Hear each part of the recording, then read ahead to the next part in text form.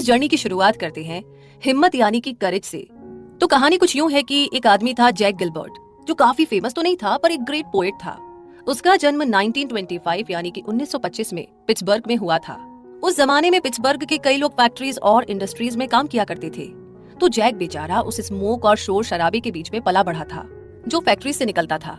Jack जब बड़ा हुआ तो वो भी एक फैक्ट्री और स्टील मिल्स में काम करने लगा। पर जैक को पोइट्री से प्यार था। बचपन से ही वो एक बहुत बड़ा पोएट बनने का सपना देखा करता था। उसके अंदर पोइट्री को लेकर के बहुत ही स्ट्रॉन्ग फीलिंग थी और जैक उसे बखूबी समझता था। वो काफी टैलेंटेड था और उसकी लिखी पोयम्स वाकई में बहुत ही खूबसूरत होती थी। कुल मिलाकर जैक में वो सारी बातें थी जो ग्रेट लोगों में होती है। जैक ने 1969 यानी कि 1969 में अपना फर्स्ट कलेक्शन पब्लिश कराया।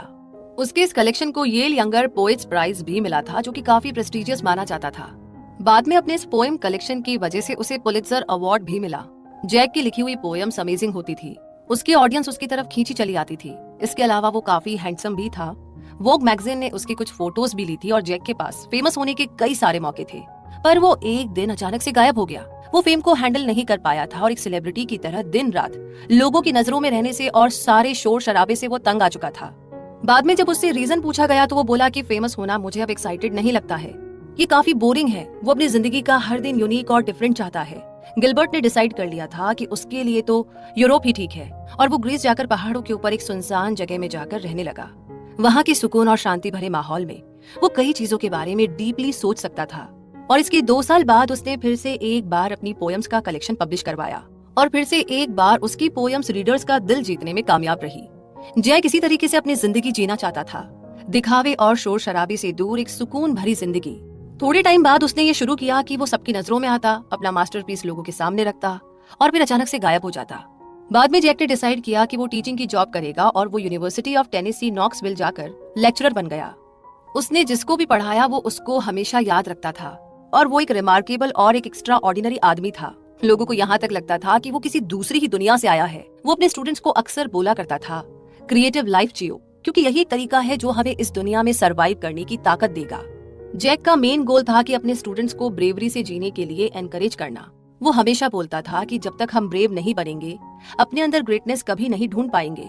जैक ने अपनी एक स्टूडेंट को खास तौर पर बोला था कि तुम्हारे अंदर की गहराई में टैलेंट का खजाना छुपा है और उसे बाहर लाने के लिए तुम्हारे अंदर इतनी ब्रेवनेस, इतनी हिम्मत होनी चाहिए कि दुनिया तुम्हारी खूबियां देख सके। दरअसल हम सबके अंदर कोई ना कोई खजाना छुपा है जिससे हम अनजान हैं।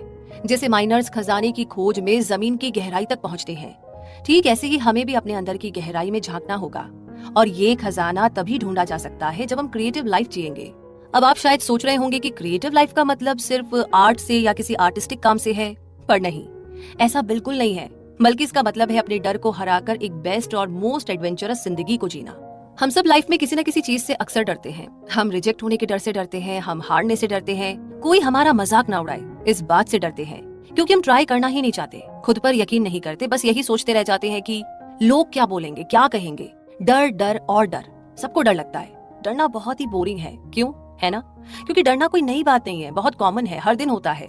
डरपोक इंसान को कोई इनाम भी नहीं मिलता। हमारे पास इतना कुछ है जो हम इस दुनिया को दे सकते हैं, लोगों का भला कर सकते हैं। हमारे अंदर इतना टैलेंट, इतने ड्रीम है जो हमारी लाइफ चेंज कर सकते हैं। लेकिन ये बोरिंग डर हर बार आकर के रास्ता रोककर खड़ा हो जाता है। तो भाई इसका इलाज क्या है? बहादुर बनना ही, ब्रेव बनना ही हमारा इकलौता ऑप्शन है। वैसे देखा जाए तो डर बुरी चीज नहीं है। इनफैक्ट डर ना हो तो इंसान ऐसे ही जंगल में घुस जाए और शेर भालू का शिकार बन जाए। पर जो दूसरे टाइप का डर है कि लोग क्या कहेंगे, तो इसको हमें अपनी जिंदगी से निकाल फेंकना चाहिए। हमारी क्रिएटिविटी डर को अट्रैक्ट करती है। अगर आप इनोवेटिव बनोगे तो डर आपकी क्रिएटिविटी के साथ रहेगा।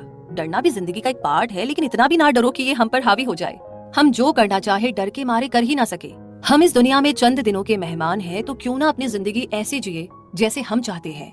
एक इंटरेस्टिंग एडवेंचर से भरपूर अमेजिंग लाइफ। डर को अपने ऊपर कंट्रोल ना करने दो। क्यों? क्योंकि आपके अंदर वो पोटेंशियल है, आप कर सकते हो और आपको करना ही चाहिए। तो यही है क्रिएटिव लिविंग, जहाँ पर हम बिना डरे अपने ड्रीम्स को पूरा कर सके।